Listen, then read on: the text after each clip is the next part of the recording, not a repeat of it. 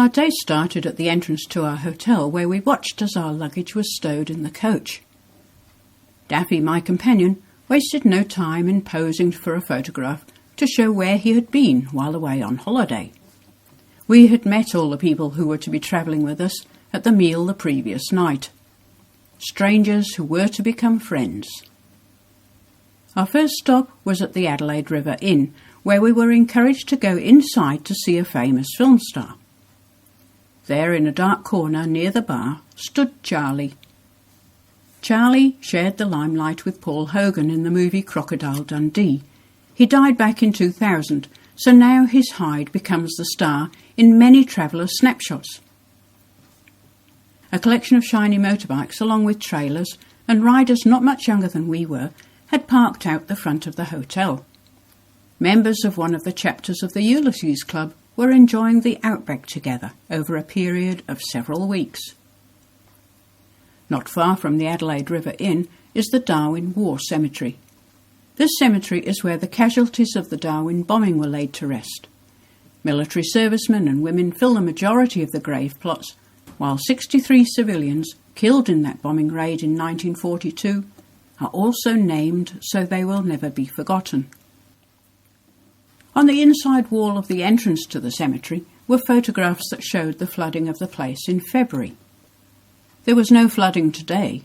Instead, we had to dodge the spray of several sprinklers.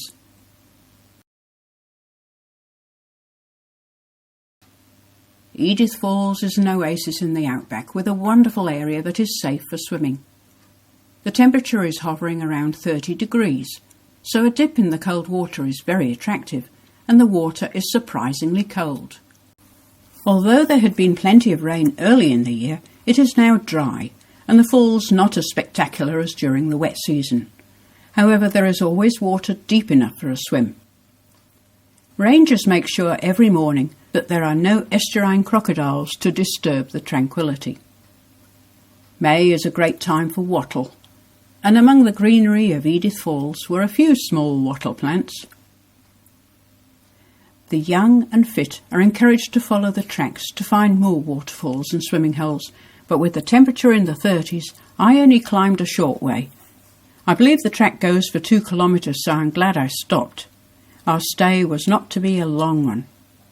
The major attraction of the day was at our next stop. The first thing we noticed as we dismounted from the coach at Nipmuc National Park was the smell. Then the noise. Other than the sound made by hundreds of people in a small area, there was the unmistakable squeak and chatter of thousands of flying foxes. They had found a roost among the trees close to where the tourists boarded the punts that took them along the Katherine Gorge.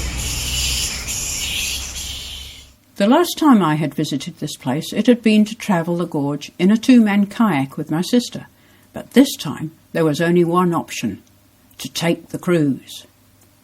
It doesn't matter where you sit when you board one of these exploratory cruises. By the time you're on your own, you wish you'd taken a seat on the other side. But hey, there were not very many people on this cruise, so it was possible to move anywhere you wanted at any time. When we'd seen the huge line of people waiting ahead of us to board the Gorge cruise, we little realised that our group would have a boat all to ourselves, with only a couple of other individuals who were not on any bus tour.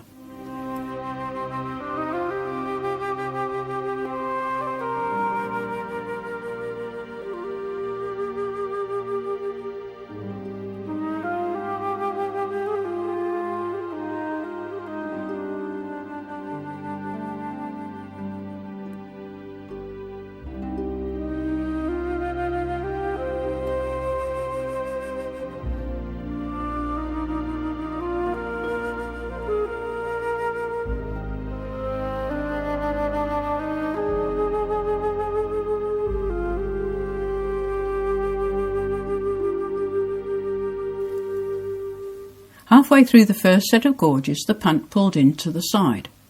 The gorge waterway is split by a stretch of boulders, up which no boat or kayak can navigate. So out we climbed and made our way onto a stone, or rather a boulder, walkway. While walking, we had time to look up to see what we were told was Aboriginal art, but to my mind looked like figures painted by rock climbers. The images looked nothing like the genuine Aboriginal art elsewhere in this region. About 800 metres after leaving the first cruise punt, we boarded a second, and off we went again over the water. As we pulled out into deeper water, a large trap was pointed out to us. This is used to capture any estuarine crocs that might venture this far into the gorge.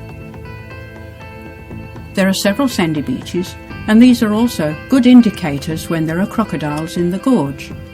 The crocodiles prefer to leave the water on sand rather than onto rocks, and they leave telltale tracks in the sand.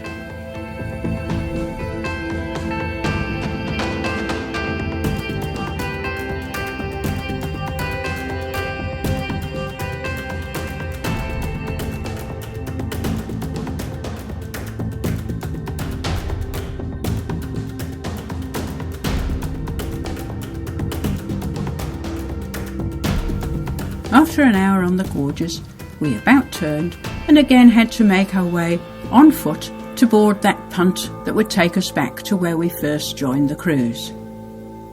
I don't think anyone wanted the cruise to end, but the yellow kayaks pulled into view and it was time to climb back into our coach, drive to Katherine and unpack in our second hotel for the trip.